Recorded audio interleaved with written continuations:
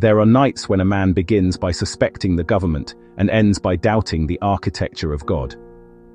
That is how it starts, not with evidence, not with logic, but with a splinter in the mind, an irritation, a pattern glimpsed once in bad light, and then again in better light, and then again in a crowd, on a screen, behind the eyes of some senator or banker or televangelist, smiling too calmly while the world burns around him.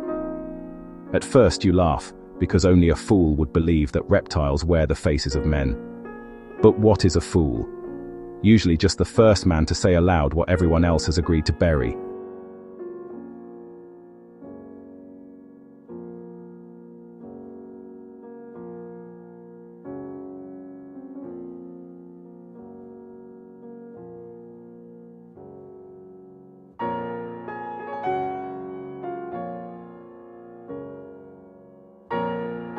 I tell you, there is something obscene in power, something ancient and dry. You can see it in the polished skin of empires, in the ceremonial grins, in the appetite that never ends. Ordinary vice has heat in it, lust, rage, drunkenness, greed.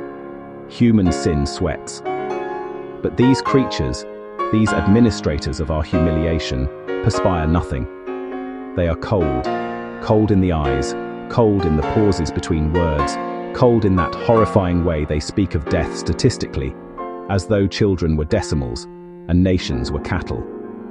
That is what first convinced me. Not scales, not slit pupils, not any tabloid idiocy for the chemically damaged masses, but the temperature of their souls. And why lizards? Why does that image persist like a rash across centuries? Why serpents in temples, dragons in crowns, scaled gods beneath pyramids, forked tongues in every mythology worth fearing? People call them symbols. Symbols of what? You don't invent the same nightmare 10,000 times unless something has crawled through the species and left an imprint. Myth is merely memory after it has been whipped by time and forced to confess to being fiction.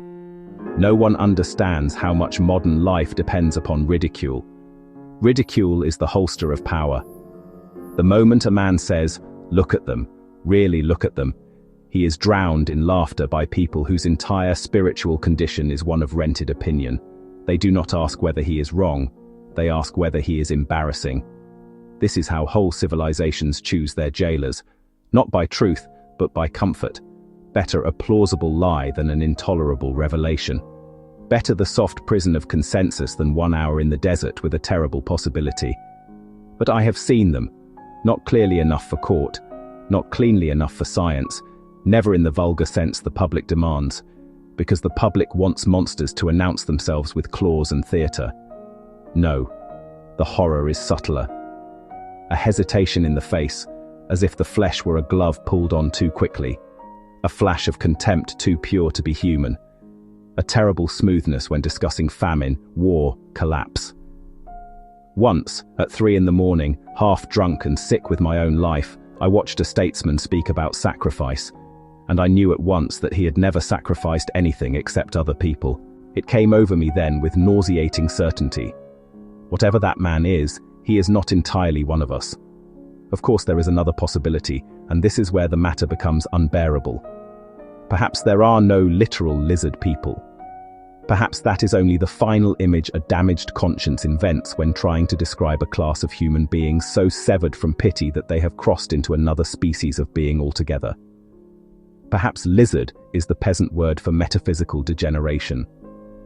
Perhaps men become reptilian the way saints become luminous, through practice, through devotion, through worship. One kneels before love and becomes more human.